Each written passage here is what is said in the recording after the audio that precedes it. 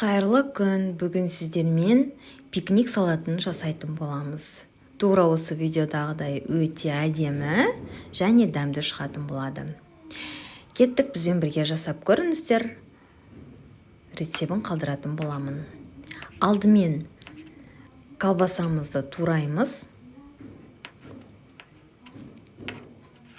Дәл осы видеодағыдай етіп турап аламыз.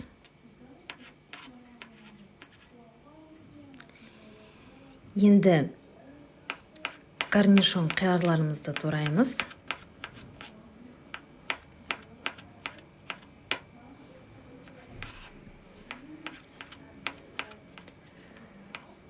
Барлығын осылай турап алғаннан кейін жұмыртқамызды ағын бөлек, сарысын бөлек ажыратып аламыз.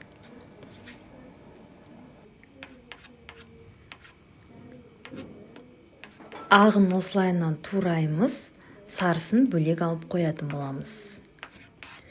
Енді осындай помидорларды турап аламыз. Дәл видеодағыдай етіп, әдемілеп тураңыздар.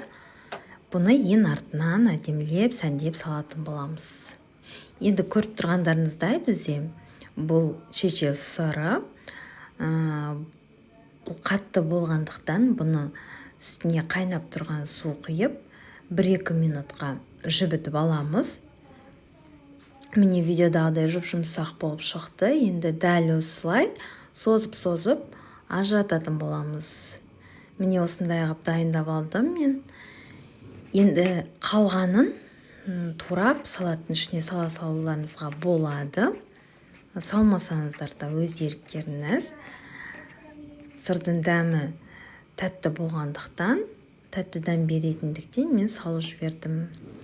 Енді жәнегі жұмыртқаның сарысын алып, осылайынан еземіз, үстіне майонезді қосып, сосын тұз қосамыз, бұрыш қосып, жақсылап, осылайынан араластырып аламыз. Міне біздің салатқа қосатын соусымыз дайын болды.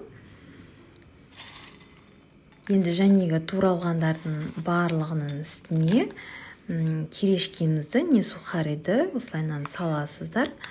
Сосын дайын болған соусымызды қосамыз, жақсылап отырып араластырамыз. Дәмін көресіздер, тұзы аз болса, аздап тұз қосып жіберулеріңізге болады. Міне осылайынан тарелкамызға салып, жәнегі турап қойған сырымызды бетіне әдемілеп қоямыз. Помидорларымызды да жан-жағына осылай сәндеп қойып шығамыз. Міне біздің салатымыз дайын болды. Дәмі де өте дәмді шығады. Бір жасасаңыздар тағы да жасалғыларыңыз кеп тұратын болады. Сондықтан міндетті түрде осы рецеппен жасаңыздар. Жасап болғаннан кейін комментарияға өз ойларыңызды жазыңыздар. Сәттілік сіздерге. Біздің каналға тіркелуді ұмытпаңыздар.